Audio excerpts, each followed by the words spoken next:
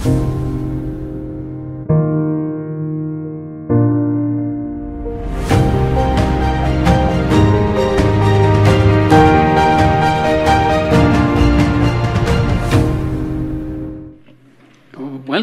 everyone. I'm Gloria González Fuster. I'm a research professor at the Free University of Brussels, the VUB. I'm the director of the LSTS Research Group, and it's really a pleasure to be here to moderate this session, which is the academic Agora. We are at the margins of this summit. We were told we like to be at the margins, and we are happy that you also like to be at the margins. It is a special format. It's not a normal panel, even we look like an almost normal panel, but we are not. The idea is that we have an interactive session that you will hopefully have interesting comments, questions, and then in any case that you will think with us what we are trying to think. And we are trying to think one of a sort of sub-question. You know, there are 5 questions today in the big panel, and we will try to discuss a sub-question that was discussed today, like the very first question: what is the relation between data protection and power? The whole day is data protection and democracy. Democracy has a lot to do with power, but what is the link between data protection and power? That was our starting point. Before we go to the real discussion, I just want to take one little minute to thank the EDPS for welcoming us here. And there was some references this morning to the fact that the EDPS has been supporting for 20 years academia, and I think it is just very much true. I don't remember anymore how many times I've been personally at the EDPS to talk about many things, invited by the trainees, invited by many people at the EDPS. I know that many of you feel the same, that you are heard by the EDPS. There's even a recent one of these 20 initiatives was about giving support to researchers. Then we will all ask, is this money that we are receiving? And they say, no, we are giving you moral support, we are giving you time and availability, and of course we are very glad. We will be also glad to receive money, but we take what we can get, and we thank the EDPS for this. And then we will now focus on what we are supposed to do, which is this academic-inspired discussion about power and democracy, power and data protection. And for this, I have 4 great speakers. You have the bios online somewhere, so I just will briefly introduce them so you know the order in which they will talk. We have first Susanna Lindros-Hovinheimo, who is at the University of Helsinki, here with us. Then I will give the floor to Felix Becker, who is at the Data Protection Authority, generally known as the Data Protection Authority of Marit Hansen. That is easier to pronounce than the real name.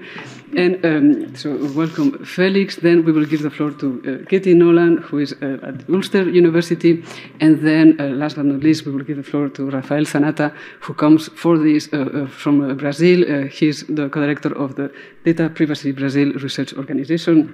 So we hope to have a real interesting discussion about power and data protection. We have some people online. Probably people online can also react, send your questions, comments telepathically or through social media. Somebody's reading social media, they will send me a message, and then I will try to convey the question. And for those of you, you will be able to react. You will be able to push the little button later, but of course, being concise in your comments will be also appreciated. With this, the title is You Got the Power. Little story before I finish. I said, let's put this title, You've Got the Power, like this, and then my fellow academics said, oof, you've got the power. Is this a fact? Maybe we should put a little question mark here. And I said, well, question mark, I understand the importance of question marks, but it looks better without the question mark. So we sent this to the EDPS, and you've got the power, that's the title. And then they published this with an exclamation mark. You've got the power. So, okay, now I don't know if we got the power, yes or no. Maybe we need a question mark and an exclamation mark, and we will see what we need. With this, Susanna, I don't know if you've got the power, but you've got the floor. Thank you. And thank you, Gloria, for organizing this. In my brief comments, I would like to draw attention to the individualism of data protection law. I have written about this, as have many others, Catherine here, for instance, and I want to draw attention to the fact that recent scholarship has now started talking about these problems that are related to this individualistic outlook.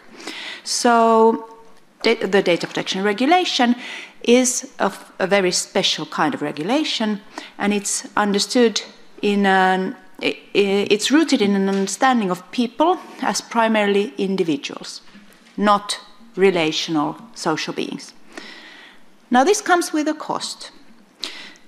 When the law focuses so strongly on individuals, it means often that other interests or societal concerns can be forgotten. And I don't think it's necessarily the legislators who are to blame for this, even though it is visible as an ideology behind the text itself. But my focus is mostly on the case law of the CGEU, which sometimes shows an amazing lack of concern for collective or communal interests in data protection. Now, it's not perhaps surprising that data protection is understood in EU law as a project that has individualism at its heart. This is true for many rights, and several critics, from Susan Marks to Samuel Moyne and Jacques Rancière, have analyzed the failures of rights from this perspective as well. The critique is essentially that the idea of rights is founded on ethical liberalism and societal individualism. I will not go into much of the theoretical discussion. I will just keep my brief comments focused on primarily a practical level. But first, a few words about the role of the Court of Justice of the EU. We all know that it plays a major role in shaping data protection and the law in Europe. It has been very active in enforcing personal data rights already before the GDPR was passed. And one can also see the court as an actor that influences legislation, at least indirectly. And I would argue that in some instances, the text of the regulation is rather clear, of course, depending on the case at hand, and then the court's leeway is narrow. And there we might not have that much of a problem. But in other cases, where the text is unclear, the questions are very hard, the court has not always taken a very balancing stance on the issues. And if you want references, I would argue that the cases Wirtschaftsakademie, Novak, Schufa Holding, Norra Stockholm Bygg, and Endemol in Finland are examples of rulings where the court is just saying very clearly that it promotes the interpretation of the regulation that will best serve the privacy rights of individuals. And the problem is that it doesn't go into much balancing of data protection with other rights or values, nor does it discuss the practical consequences of its interpretation. And this is, of course, within the framework that you all know of the regulation, where the regulation actually has two goals, two telos. If you go into a teleological interpretation, you should think about the telos, and then the court just thinks about one of them, the protection of individuals' rights. Now, why is this important? And this is the minimal theoretical part of my comments. I see that there's a dual movement, kind of a dialectic going on between the case law and then the foundational structure of the whole data protection law itself. When the court makes these interpretations and gives out its rulings, they are, of course, always questions of practical matters in some various singular instances. And when the court in these instances highlights the rights of the individual, that then influences the way the law as a whole is seen, because this is how we interpret EU law. So from the surface level of case law, in the way we understand the GDPR as a whole is then shaped. So there's a movement from the surface level of these individual cases towards the foundational ideology of data protection law. So the more the court says that this is only about protection of individuals, the more we start to think about the whole area of law as only protection of individuals. But on the other hand, when the court or some other court, say a member state court, deals with a very new, tricky issue where there's no case law yet, it has to look at the foundational structures of the law, the ideology of the law, the values of the law, and the telos of the law. So it looks at the foundation, and from there it digs up the same individualism which has been coming into the foundational structure from the surface level of the court's case law. So there's a kind of a circle going on. The surface level influences the structure, the foundational ideology of the law, and the other way around. Now, what's the problem then? I take two examples. First, the protection of individuals' data is not the only right in the world, and this the court says, but on the other hand, it usually fails to balance it with access to public documents. This is my first example. There's a lot of case law from the Court of Justice now where, well, not a lot, but we have case law now where the GDPR is not very well balanced, in my view, with the right to access public documents, which is a prerequisite of transparency. And transparency, as we all know, is a prerequisite for democracy.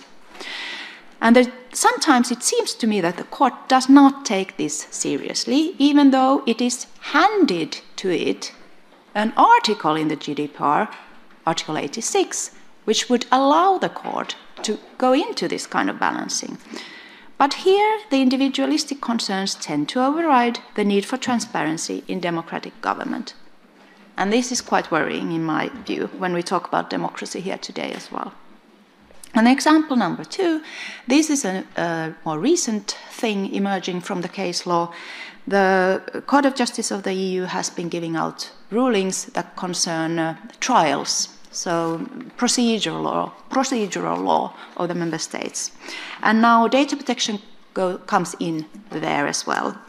Perhaps the recent Endemol Shine Finland ruling is the primary example where the court doesn't go into much balancing at all, even though the right to a public trial is also protected in the EU Charter. So also in this case, the details of which you can find yourself, we find that this public interest, this very common democratic value of a public trial, does not win the day, but data protection does. There are doubtless other examples as well. So, to sum up, there's a clearly visible trend in case law that communal values, such as the interests of democracy or even the rule of law in the form of public trials, are not seen as relevant by the Court of Justice of the EU in cases that concern data protection. And I find this quite paradoxical, because in privacy literature, the old privacy literature, the liberalist privacy literature, has been focusing on privacy as a means, one of the means, to protect democracy. We should be free, autonomous, to form our opinions, to vote as we like, to take part in government, etc., etc. But if we have data protection now working against that, then that is a paradox, isn't it? But this is an invitation for you to think about it. Well, my closing remarks would be that we need to think about what kind of empowerment we're talking about when we talk about data protection as empowerment. I would think that data protection actually works quite well in empowering individuals. We can see that in a lot of case law.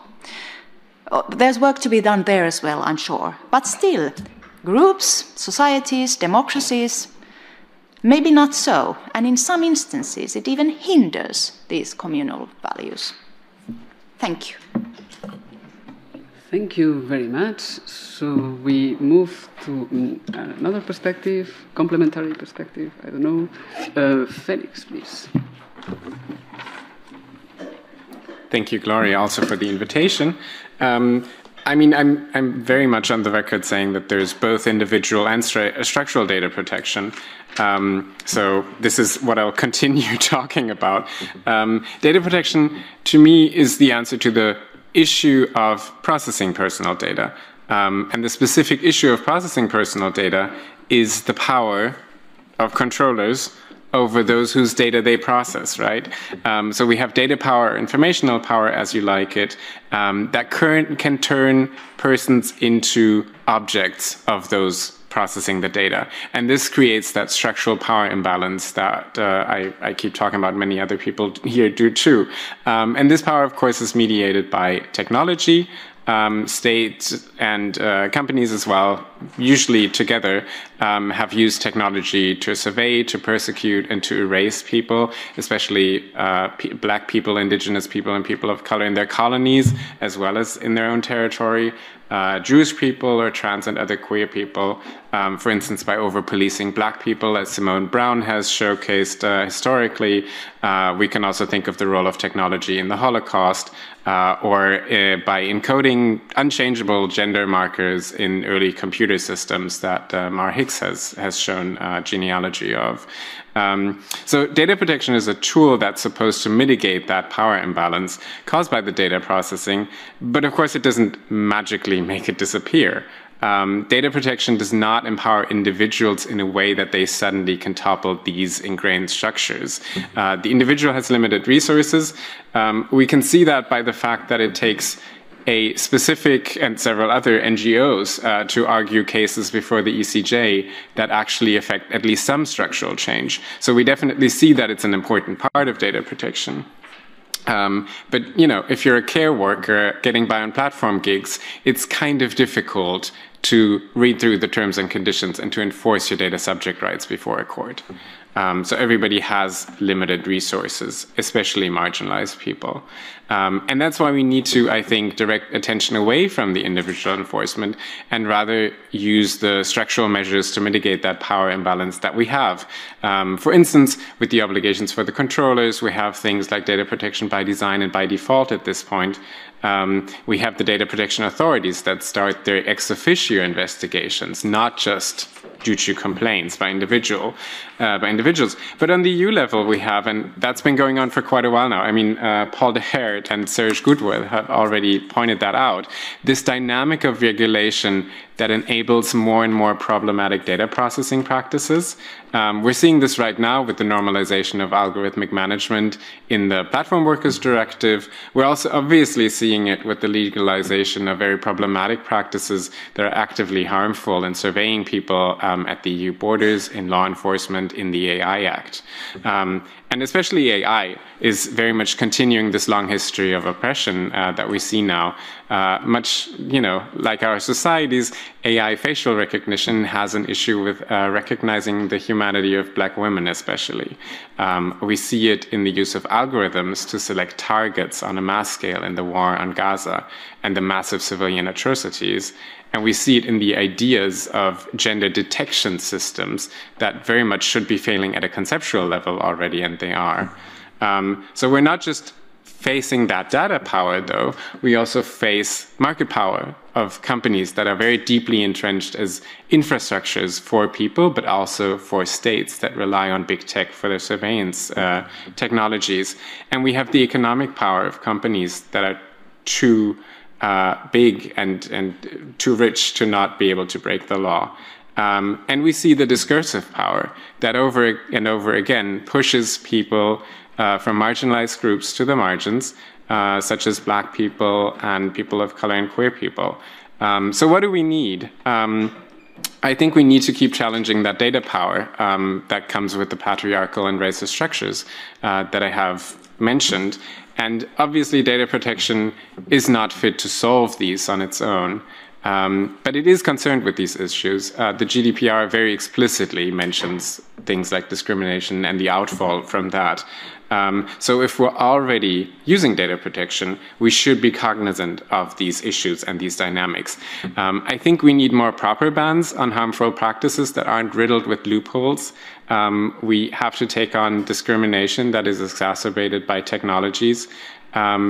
We have to have proper oversight. That's a topic, of course, for the EDPS as well, for areas such as law enforcement and border control, where the most risky tech is allowed while there is reduced oversight. And we need, of course, to look at the economics of all this and behind it that's driving this, that I think I'm building a bridge here with what Katie is going to say next. So I'm going to stop here and I look forward to the other speakers and the questions. Thank you. Thank you very much. So Katie, you have been introduced. Thank you very much, and thank you to Gloria and to the EDPS for having me here today. So I thought I would focus by thinking about, who or what does data protection law make powerful? If we're thinking about this relationship between data protection and power, what is the enabling function that the law has? And so I'm focusing not for this particular reaction to subsets of power, things like market or informational power, which of course are valuable, but just not my focus today, but to think about some broader notions or ideas of power. And in particular, I think we can draw on some tools from the critical tradition to think about conceptions of power and how that might be informed by or shaped by data protection law. So to start with a working definition, if we look at John Thompson's work, he talks about power as the capacity to make decisions, to pursue ends or realize interests. And if we want to extend this and think about power as a relational concept, and the ways in which unequal distributions or relations of power can lead to relations of domination, well, then we can draw on Susan Marks' work. Susan Marks having already had a name mentioned today on the panel.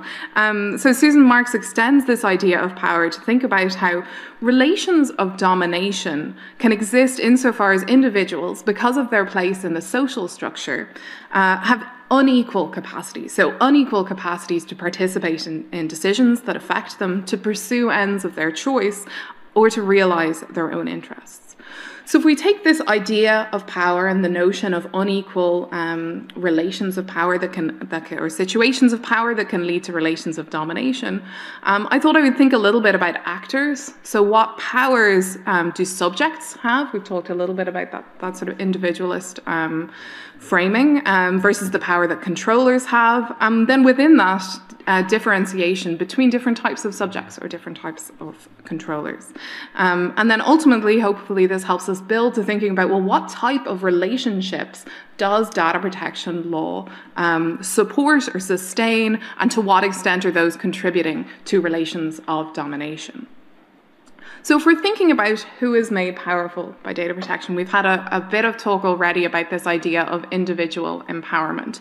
And so if we think about what is offered to data subjects under the GDPR, we know functionally that there is support for transparency, individual data subject rights, conditions for the legitimation of certain informational decision making, and some structural protections, of course, for individuals and individual control over data.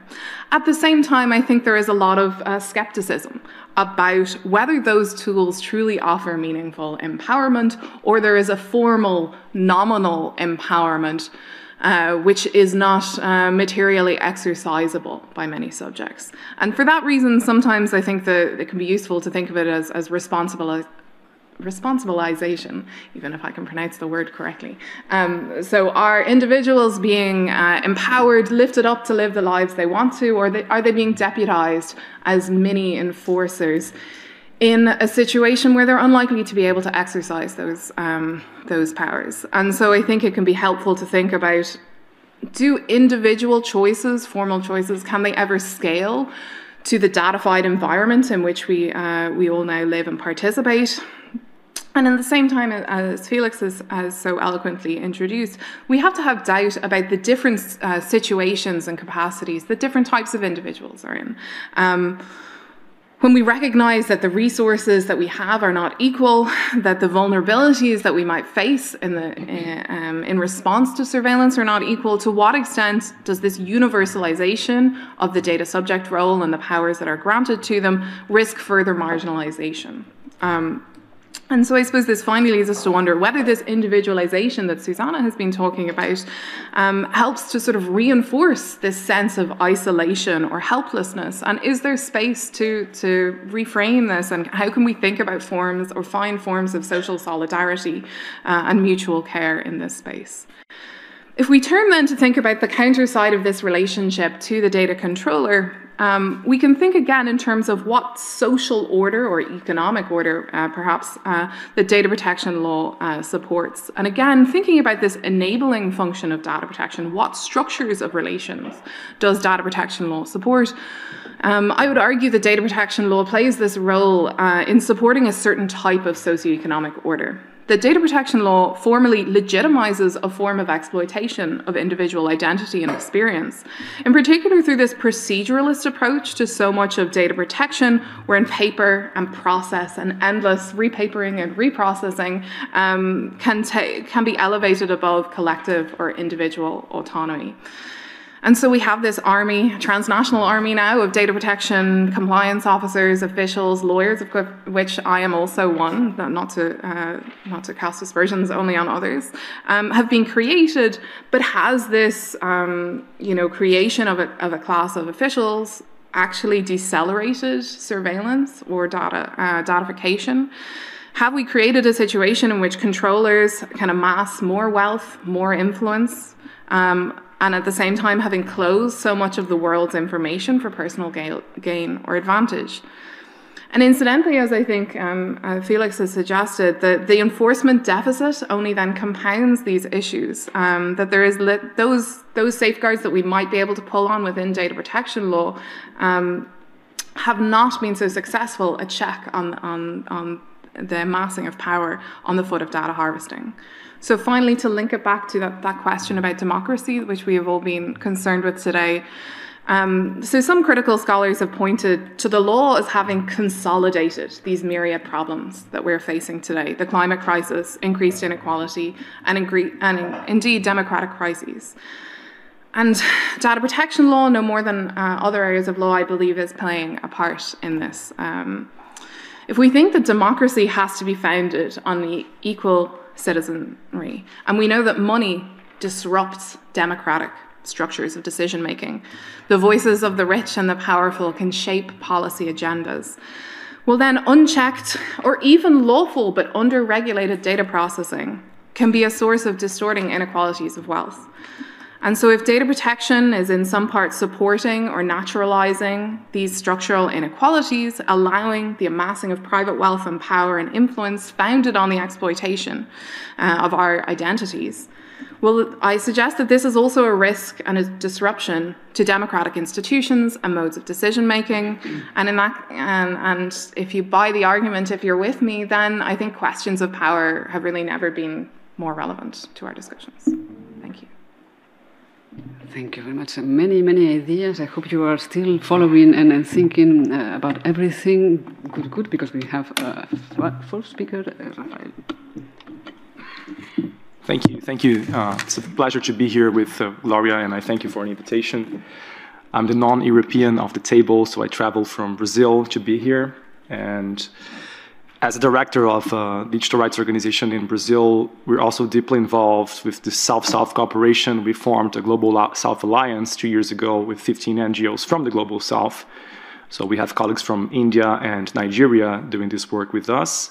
And we're also in the T20 of the G20. So it's a task force on inclusive digital transformation, in which many of the discussions about how to rethink the theory of data protection is actually occurring inside those spaces.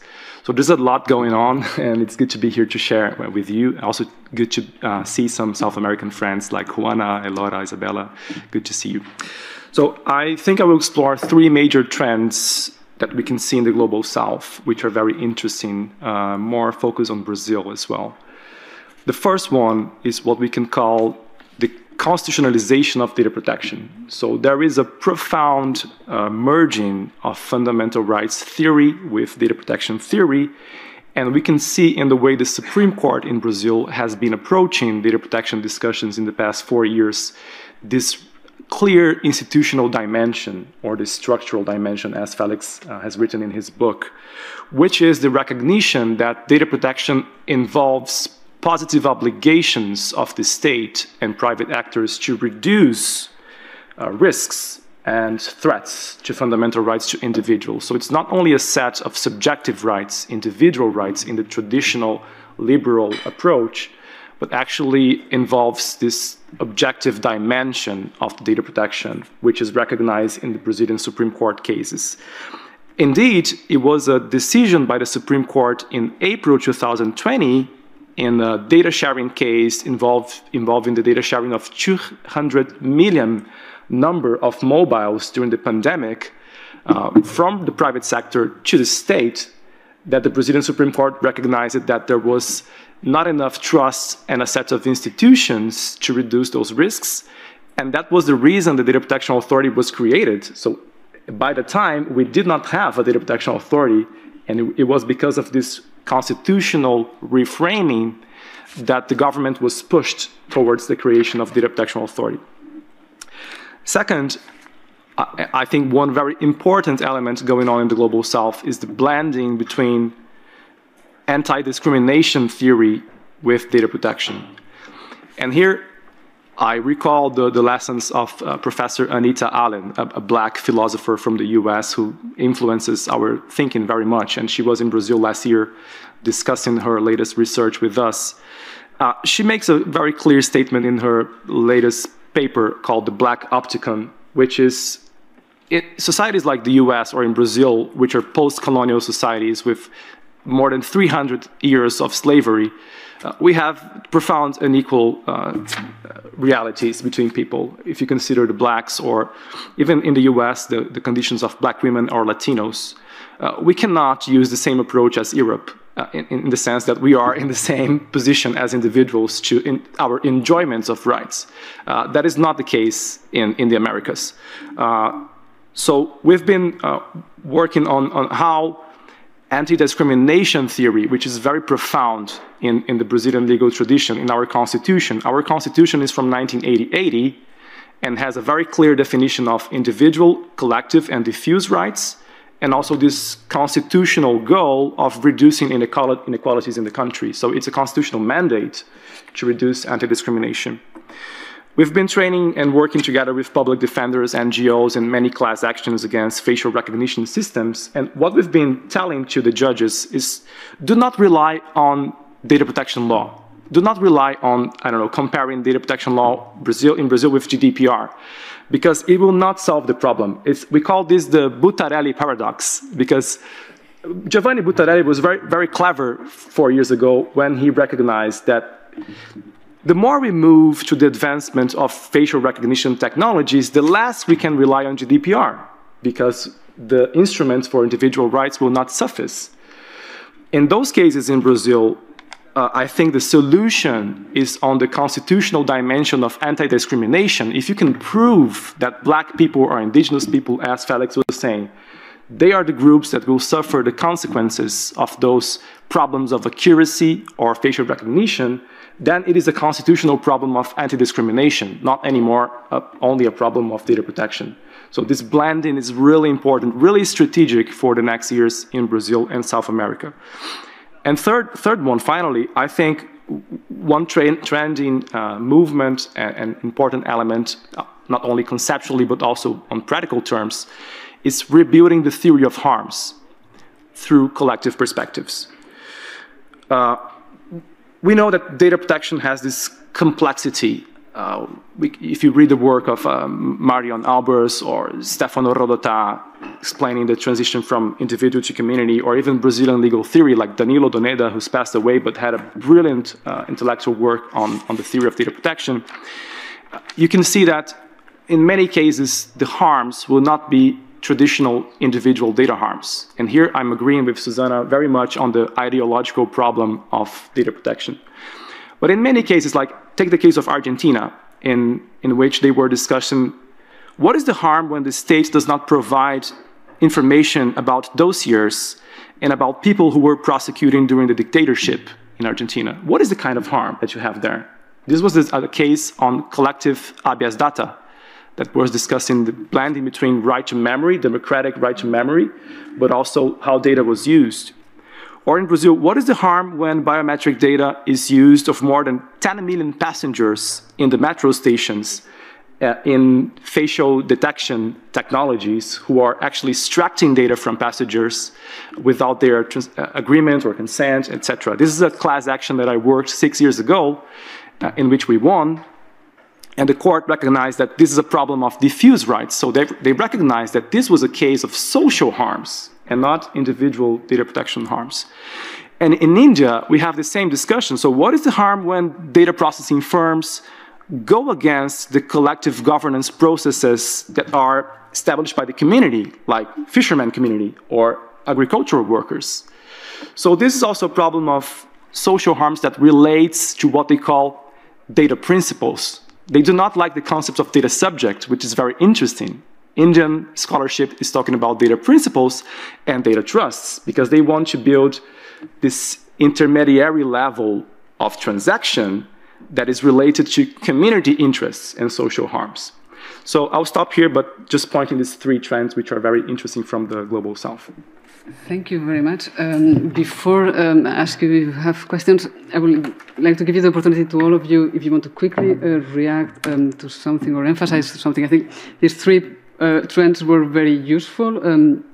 I see there are some recurrent tensions that keep coming back in all your presentations. There is this big discussion between the individual and the collective, but also this problem that not all individuals are the same. They are individuals, but they are sometimes very different, and how can we then help them? Is it through the collective? What do we do? And I like this discussion about the constitutionalization of data protection, because then we come back to this institutionalization or not, which seems to be a good thing because it reminds us of the structures. But then Susanna said, well, oof, now the European Court of Justice, this is constitutionalized, and it takes us back to the wrong place because we go back to rights which are individualistic, and that we are not that. So I'm a bit lost. Can you help me? Is there something that you wish to say, reacting to the other points? You emphasize a lot the individualistic dimension. There were other reflections saying, well, it is part of the issue. Do you think that's really from the court, from the thinking about data protection, privacy? Do you see also this collective kind of aspect? Yeah. Well, thank you. I think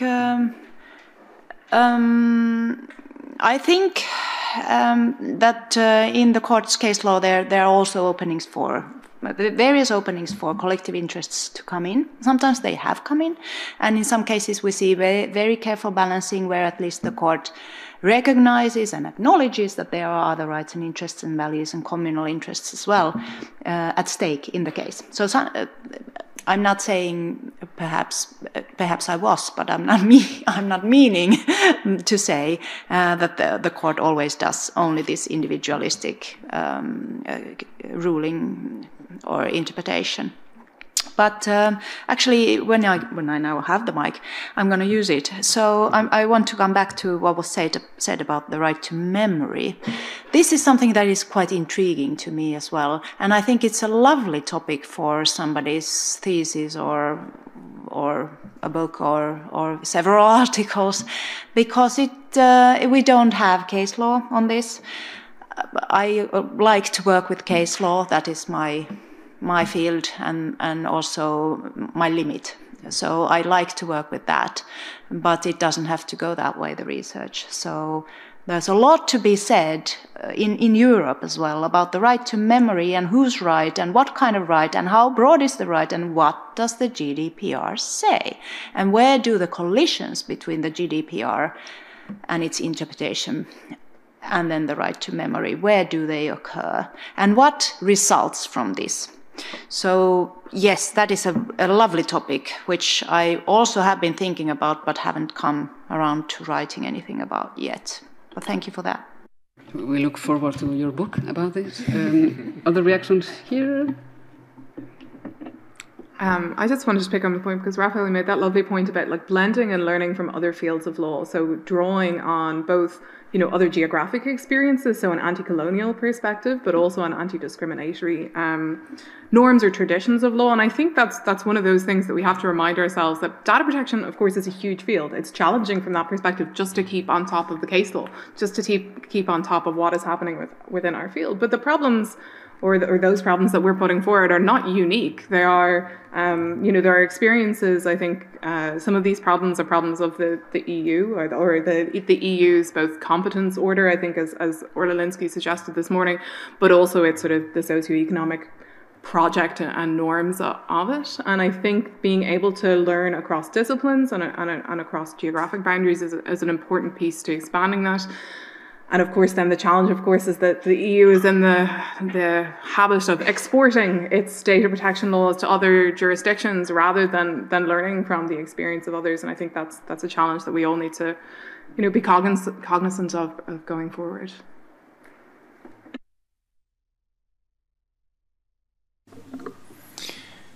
And I wonder whether the court missing the more structural, the more collective parts isn't just kind of an inherent limitation of it because it's so used to having individuals with their claims come to it that are then arbitered. But I wanted to mostly talk about anti-discrimination because I find it very interesting that the merger of the data protection law in Brazil and the constitutional anti-discrimination, because in Europe, I think what we're also starting to see is that, yes, of course, we have that clear link in the GDPR to anti-discrimination law, but we're also seeing that communities of marginalized groups are actually not pushing so hard for anti-discrimination law anymore because in the EU it has so many limitations that it's very difficult to actually get anywhere in structural dimensions via anti-discrimination law. So I'm just using this shamelessly as an opportunity to ask you a question. Yeah. I would say that what is interesting, I was part of the process that built the data protection law in Brazil between 2014 and 2018 when it was enacted. And now I'm following very closely the building of the AI Act in Brazil. One of the main differences is the participation of Black activists and indigenous activists in the AI Act discussion. And this changes the narrative completely. When we were discussing data protection theory or data protection law like 10 years ago, it was like a bunch of white people with medium class, university degree and so on, departing from probably the same realities, social realities, and not so attached to problems of anti-discrimination. But now with the Black leaders on the table and the indigenous communities on the table, they have a very different concept of equality and freedom, and a very different concept on the need of really direct intervention in order to reduce that. And they brought to the table many concepts that comes from the theory of anti-discrimination. So not only direct, but indirect discrimination, discrimination by proxy, and so on. And they're building that from the legal materials and activism that they built in the movement of anti-discrimination. So I think the social design of participatory methods also shape the concepts and the legal consequences that you have. And I think this is an important lesson from the AI discussion in Brazil, because we did not have that before in the data protection discussion, or even the epistemic community that is part of data protection. They're not so attached to anti-discrimination theory. But this is changing. So I do not have a direct answer on how to do it, but I can see an important movement that it is actually led by people on the front line of those social movements. And probably what I see here in Europe, and that's my only external point of view, is that you would probably gain a lot with the involvement of migrants in the conversation, because probably mainly the most difficult discussions on discrimination are faced by migrants. And I do a lot of consequences of events on data protection, but I barely see migrants on the table discussing. So it will be a strategy to enlarge the conversation, so to speak. Which takes me to the point that we are the academic Agora, but we will come back to the civil society Agora that takes place later. It's not the only relevant discussion. I would like to open the floor to questions, reactions, comments. It's an interactive session. Remember this, I said. So you are expected to have some reactions, some pessimism, some optimism. Yes. You have to push the little, yes? Did you push the little button?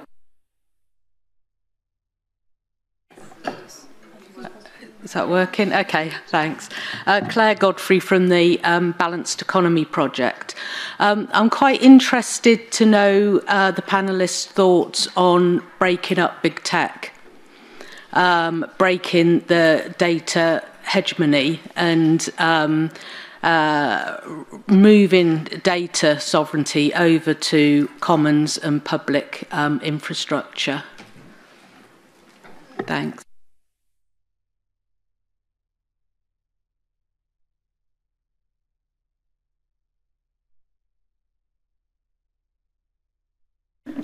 apparently I've been deputised. Yeah, I think one of the challenges is that, if we're thinking about the limits of individual action, the limits of, sorry, I'm not speaking into the mic. Is there a means by which we can make that stuff real? Is there a means by which we can disrupt the aggregation of power, particularly in the economic sphere? I think there's always a danger that we shift the power from one place to another. And again, we have to question whether we're going to have robust safeguards. Sorry, let me rephrase this. Is perpetual data gathering and surveillance desirable is also a piece that has to fit into this. And I appreciate there are different norms. And we were talking earlier about how data scientists and technologists think more data is always good, and then privacy and surveillance academics or interested parties might have a different opinion. And so I think part of the piece of the discussion is that trying to disrupt what is now privatized tech power on a geopolitical level is part of the discussion, but we should be wary of shifting the data to another party, particularly I think in the current area when we also have I spoke particularly about economic power, but I think we also have a lot of concerns about states and their exercise of power at the moment. So that's maybe a wishy-washy answer, but some of my colleagues might want to add in. I also have a wishy-washy answer. I'm sorry, nothing better. But it's a topical question, of course, and very, very important when we think about the capitalism involved in all of this, which some of my colleagues here have been talking about. I would also be wary of creating something new that can be equally dangerous from various points of view. But to me, as a lawyer, I think that would be breaking up big tech, that is, would be primarily some kind of competition law-ish issue.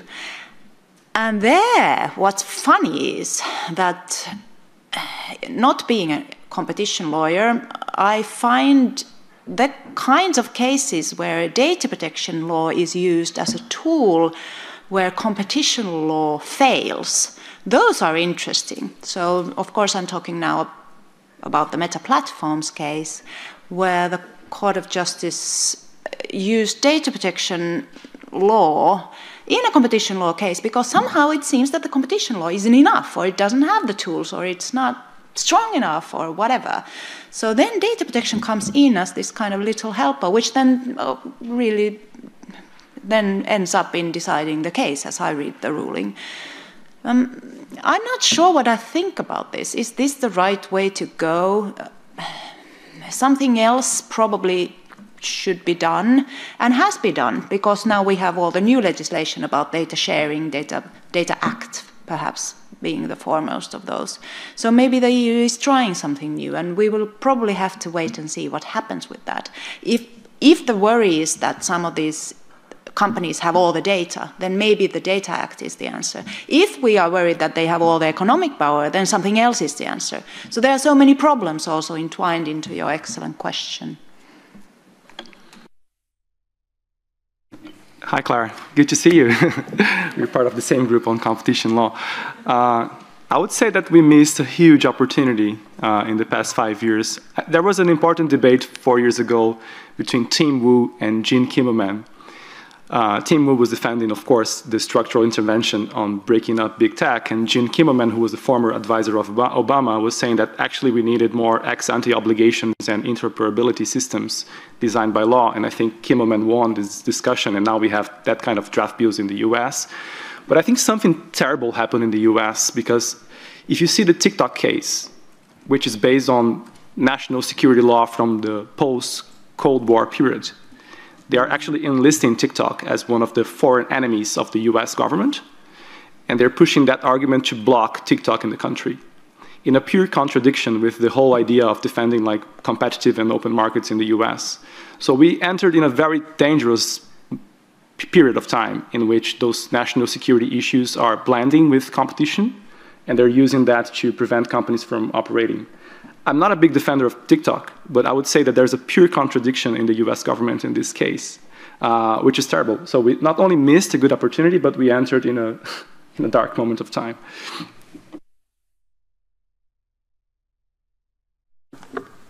Well, that's gloomy, and I think that's true. I'm just going to add a few little points here and there. I do think we miss an opportunity with the Digital Markets Act and starting out wanting to break up tech, and now we have a very wishy-washy ultima ratio kind of thing that'll take years to actually happen before they divest anything. I don't think that data protection is the little helper that comes in. I do think that these powers are entwined, and that's the problem. That's why we're not getting to the data power, because there is so much market power. So I'd love to see a little bit of divestiture happening in the market, just to mix it up and to see if they lose some of that power, whether we can't get at the actual issue of things a little better. But yeah, I too would be very cautious with the ambitions of the EU and that EU nationalism that's kind of coming in under the guise of data sovereignty, where it's being used to basically just build up EU champions, which will have exactly the same problems. But I mean, I'm with you entirely when we're talking about actual collective common data, infrastructures and building them up for the public good. I'm not sure I trust the EU that today is deciding on chat control measures to build those infrastructures. We take two questions, one here and then here. Yeah, maybe some questions and remarks. So, starting with the remarks, one is, as you said, the big tech, which we need to, have the really powerful watchdogs that we can watch. But still, there is a second part of misuse of our data, is by the public authorities. I'm from Poland, and we have a case with the Pegasus. So it was, I don't know if you are common with this big issue in Poland. The surveillance system from Israel was misused for surveil politicians, but also judges in Poland. So it was a big case. And what is the problem here? One is the big tech, which is of course the same problem in Poland, but the public authorities that they misuse the tools. The Pegasus was bought from the special fund for the victims of crimes in Poland. So it was a misuse of public money also. But the thing is that maybe it's a question to you. Is one of the things is that we need a bigger awareness of people what the data is used for and what is actually data meaning for them. That if they are clicking or unclicking the marketing or other approvals, that actually they give data to many companies, except for example in China or other countries which are not having such level of protection. But the second thing, maybe you think that the national data protection offices or they should be subsidized by much more money. I don't know if you have the same problem in your countries, that you feel that maybe the national data protection officers, they are not enough empowered to do the work. Thank you. Thank you. We take already a second question, or suddenly. We take a second one, and a third one, and a fourth one, but then very quick. You have to be very quick. Very quick. Right. So I have two questions. Thank you very much for this panel, and I'm very interested about the imbalance of power. And one field in which the imbalance of power is really present, it's the employment context. The Platform Work Directive has been mentioned. But outside the platform work, which is the normal employment context, there's a lot of power of employers over employees. So my question for the panel is, to what extent do you think that GDPR has empowered or not employees in order to be more aware of their rights in the context of employment when they don't really have that capacity to know or access information to what are they being subject to? They don't know whether their data is being used or whether they don't know whether they're being monitored, let alone surveilled. First question, context of employment in a normal context. Outside, Felix, you mentioned that we have this Platform Work Directive in the EU, which is absolutely fascinating as it merges GDPR provisions with labor law. In theory, I am absolutely fascinated about that. But practical question, any of you, do you think that platform workers can be able or can be really empowered to exercise their rights vis-a-vis their platforms? Thank you. It's a bit similar, two similar questions. Similarity between the questions. Good. Third question, and then we go there. Okay, thank you. Thank you for your comments. So Felix mentioned some new regulation that may be exacerbating data powers. Suzanne also talked about the Data Act and how we have to see how it's going to play out. And I was wondering, what is your take on what is behind this, which is mainly the data strategy and all the policy that is behind all this legislation? Because I think the problem there is that we're not discussing all these issues that you mentioned in the policy that is originating all this legislation, and the influence of these market powers and all the economics incentives in the policy development. Because, like what you mentioned, for example, data sovereignty and data control, this is all there, but it's probably being implemented in the way that, it's kind of problematic. So I wonder, what is your take on that? And if even the adoption of this third way by the EU is not it's not necessarily changing the real structure, because even though we're not talking about data ownership, as they say, the data flow paradigm and datafication is still there. Thank you. And we take a final question, and then you have a few seconds to reply. Thank you. Okay, can you hear me? I thought it was. Okay. Please go ahead. If it's short, we can take two. It's interactive. Sorry. It's more a comment than a question, because when we talk about regulations, people look just the GDPR or AI Act like a box separate. But you have the Digital Act Service and Digital Market Service, and I think that we need this law. And I'm not a lawyer, but I'm the person of technology, and I saw and I talked to this because you cannot regulate the technology. You need to regulate how they use the data and how you create the technology to process the data. And because the risk here is not the technology, but how you use this for surveillance, for persecution, for whatever. And I think that the big challenge here, first, we feed all this digital platform with our data. So think that we need to start with awareness about technology use. Thank you. That was already, I think, one question. And the last question, and then they have... Yeah, it's less of a topical question, more global and not a provocative one. My simple question would be how academia could have its voice heard.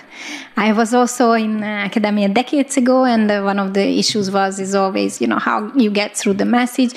Of course, studies, reports, and so on. And as I said, not provocative question and no criticism at all. But I think it would be good if, we are most, I work as a DPO for EU institution, but that you could be more incorporated with companies, with our world of institutions. How do you envisage to do that? Thanks. Thank you very much. So I suggest we start here, and you can reply to the questions that you like the most. Okay, in the interest of time, I'm just going to pick the last one, even though I like them all, and I would have a lot to say on some of them. But how academia can get its voice heard. What I feel that is most influential in my work as a professor is the teaching in this regard. So at least in my country, I come from Finland, we have a couple of law schools. Are we 4 maybe?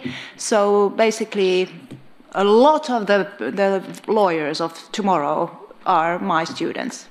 So that is an enormous influence, isn't it? And in my teaching, I use my research. So that's how it goes. I think that makes me optimistic.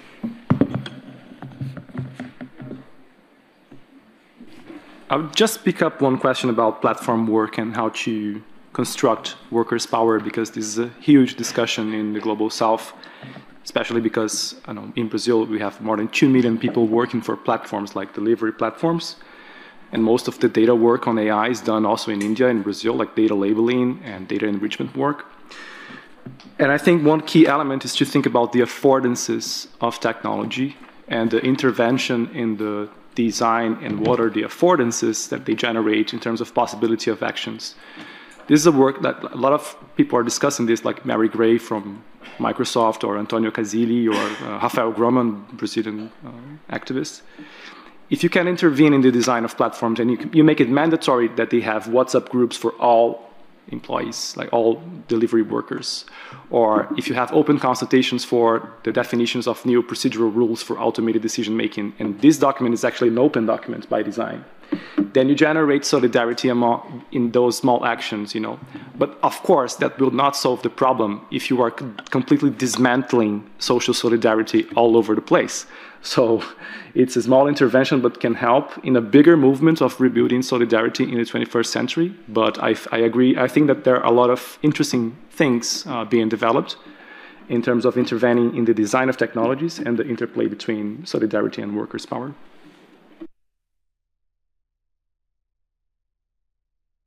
Then I'll go first, and then Katie can have the last word. So I'll just try and quickly address all of them. Funding for DPAs, yes, always. Give us money. It's fine. I think what we also really needed, and I think that has been happening actually in the last few years since GDPR, is a huge leap in professionalization of the DPAs. I'm from Germany. There's 18 people at the table, and they need to make decisions. And they've been giving themselves more rules of procedure to actually become more effective and more uniform. But it's chronic underfunding. It's not coincidental. I don't think it's not a hugely popular topic, even in Germany when you talk to the legislator about funding. The employment context, does the GDPR empower employees? No, it doesn't really. I mean, it doesn't change the structures, especially in a context like employment where it's like, oh, I need to make a living and, you can fire me. No, they're not being enabled to do much. They have rights that they don't have the time to use in many instances. So I think we need very much those structural points in especially the employment context, because we need the DPAs to do things on their own. We need things to just work without the workers doing anything. That would be ideal. And then especially vis-a-vis the platforms, it gets kind of aggravated even, right? The data strategy policy, yes, I mean, the EU is at its heart an economic endeavor. And that's going to influence all of the things that it does. It promises fundamental rights protection, but that comes in order to establish a market. So I think it will always veer in a certain direction that I'm not necessarily in agreement with. Yeah, that was my quick takes. Okay, so I thought I'd respond to the employment issue, because actually I think it encapsulates a lot of the big questions. So with privacy, thinking back to like Helen Nissenbaum's work, that like privacy is contextual, but lots of data protection rules are quite acontextual. They're not good at taking into account the structural relations in place. I was reading, there was an Irish case just came out a few weeks ago, an Article 82 non-material damages case taken by an employee. He gets a very modest amount of compensation, and it's under appeal now because of the difficulties of implementing Article 82 in the national context. So a guy works in a retail store, is involved in manual handling. There's CCTV footage capturing them for security purposes, and they repurpose a piece of the CCTV footage where he's badly manually handling some goods, and they use that for their training purposes. This becomes, they say that he has been de-identified because they don't show his head, but his entire torso is visible, and it's a small workplace. He's sufficiently identifiable.